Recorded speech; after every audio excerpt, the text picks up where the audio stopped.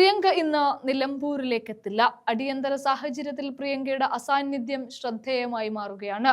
കൊമ്പു കുലുക്കി വന്ന അൻവറിന് ഈ നിലമ്പൂർ കാട്ടിൽ താൻ മാത്രം മതി എന്ന ഭാവമായിരുന്നു.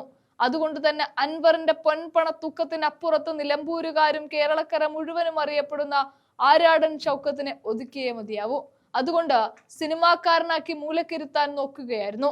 പോകെ പോകെ അൻവറിനുള്ളിലെ വിഷം പിണറായിസമല്ല എന്ന് നേതാക്കൾ മനസ്സിലാക്കിയതോടെയാണ് മറ്റെല്ലാ എതിർപ്പുകളെയും മറികടന്നുകൊണ്ട് UDF ആര്യാടൻ ഷൗക്കത്തിനെ തന്നെ സ്ഥാനാർത്ഥിയാക്കി നിർത്തിയത്.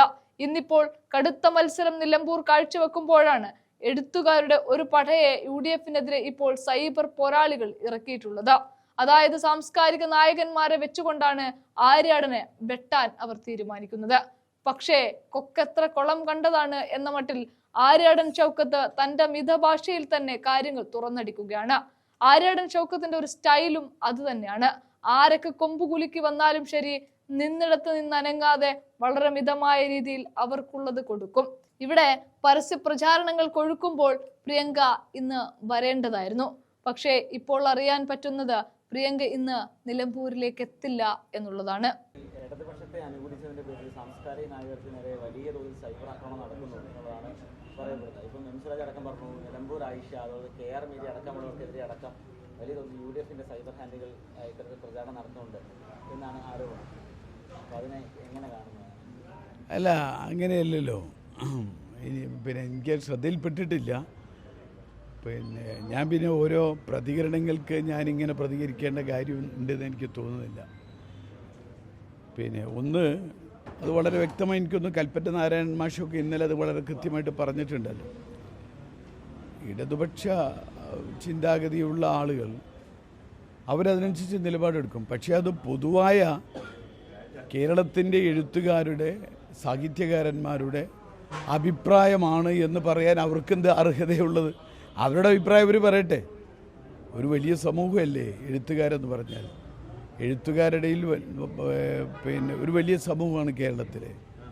അവരിലൊരു ചെറിയ വിഭാഗം, 2-3 ആളുകൾ, ഇടതുപക്ഷം ആളുകൾ കാലങ്ങളായിട്ട് ഇടതുപക്ഷത്തെ സഹായിക്കുന്ന, അതിന് തെരഞ്ഞെടുപ്പ് പ്രചരണ രംഗത്തിറങ്ങുന്ന, ഇടതുപക്ഷം ചെയ്താൽ ചെയ്യുന്ന മറ്റു കാര്യങ്ങളെയൊക്കെ മിണ്ടാതിരിക്കുന്ന, അല്ലെങ്കിൽ എന്നും ഇടതുപക്ഷത്തിൻ്റെ ഒരു ജുഹയായി പ്രവർത്തിക്കുന്ന, അവർക്ക് കേരളത്തിലെ മുഴുവൻ എഴുത്തുകാരുടെ കാര്യം അഭിപ്രായമായിട്ട് പറയാൻ അവർക്ക് യാതൊരു അർഹതയില്ല.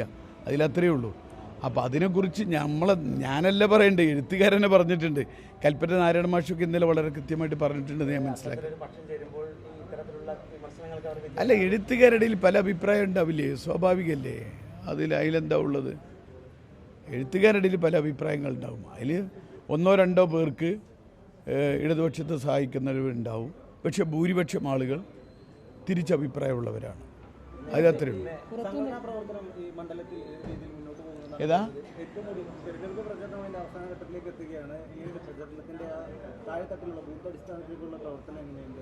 ബൂത്ത് അടിസ്ഥാനത്തിലെ പ്രവർത്തനം വളരെ സജീവമായി മുന്നോട്ട് പോവുകയാണ്. ഒരു കാലത്തുമില്ലാത്ത ഒരു പ്രവർത്തനം. താഴെത്തട്ടിൽ നല്ലൊരു തിരയിളക്കം നടക്കുന്നുണ്ട്. ജനങ്ങൾ തയ്യാറായി നിൽക്കുക UDFന് വോട്ട് ചെയ്യാൻ വേണ്ടി. നമ്മളാ വോട്ട് ഒന്നും കൂടി അവരെ ഓർമ്മപ്പെടുത്തുക, അവരുടെ സ്ലിപ്പ് കൊടുക്കുക, അവരെ വോട്ട് ബൂത്തിലേക്ക് വരാനുള്ള അവരുടെ ഒന്ന് ഓർമ്മപ്പെടുത്തുക, സൗകര്യം ഒരുക്കി കൊടുക്കുക. അത്രയൊക്കെ മാത്രമേ ഉള്ളൂ ഇനി ചെയ്യേണ്ടത്.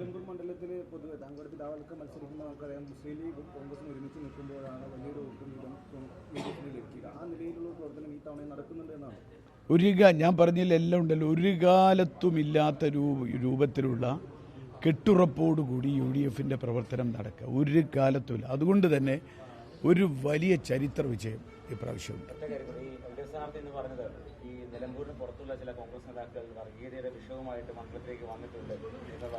ഞാൻ ഈ വ്യക്തിപരമായ പരാമർശങ്ങൾ നിങ്ങൾക്കറിയാലോ എൻ്റെ നിലപാട്. മറ്റേ സ്ഥാനാർത്ഥി എന്ത് പറഞ്ഞു, അപ്പുറത്തെ സ്ഥാനാർത്ഥി എന്ത് പറഞ്ഞു, നിങ്ങളെന്നോട് എത്ര ചോദ്യം ചോദിച്ചു, പല സ്ഥാനാർത്ഥികൾ പറഞ്ഞ കാര്യം ഞാൻ വല്ലതും പറഞ്ഞു. അതൊക്കെ അവരവരുടെ അഭിപ്രായം പറയണം. എനിക്ക് എൻ്റെ പാർട്ടി, എൻ്റെ നേതാക്കന്മാരൊക്കെ ഇവിടെ ഉണ്ട്, അവർ കൃത്യമായ അഭിപ്രായം പറയും. പ്രിയങ്ക ഗാന്ധി ഇന്ന് വലിയ ദാരുണമായ ഒരു ദുരന്തമല്ലേ ഉണ്ടായത്. അതുകൊണ്ട് ഇന്നത്തെ പരിപാടി മാറ്റി വെച്ചിട്ടുണ്ട്. പ്രിയങ്ക ഗാന്ധിയുടെ പരിപാടി 15-ാം തീയതിയിലേക്ക് മാറ്റി. വാഹന പ്രചരണം ഇന്നില്ല. അതുകൊണ്ട് തന്നെ നമ്മളിന്ന് വാഹന പ്രചരണം ഇല്ല. നമ്മൾ ബാക്കിയുള്ള ആളുകളെ കാണുക എന്നുള്ളതാണ് ഇന്നത്തെ